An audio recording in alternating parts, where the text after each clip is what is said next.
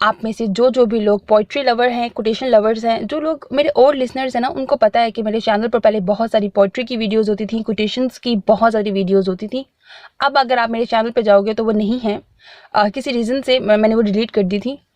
खैर, अगर आपको, अब मेरी एक लिसनर हैं जिनको मेरी पोइट्री कलेक्शन बहुत ज़्यादा पसंद है, उस टाइम की बहुत ज़्यादा पसंद है, और वो मुझे फॉलो करती थी, मेरे नॉवेल्स भी सुनती हैं एंड ऑल दैट।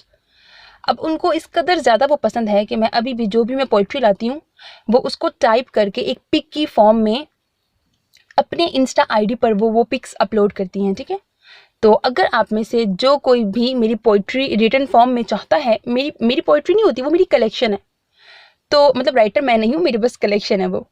तो जिस किसी को भी मेरी पर्सनल चॉइस अगर पसंद है, मेरी पोइट्री हो या कोटेशंस हो, अगर आप लोग इंटरेस्टेड हैं तो आप लोगों ने ज़रूर इस इंस्टा आईडी को जाकर कम से कम फॉलो कर लेना है, ठीक है।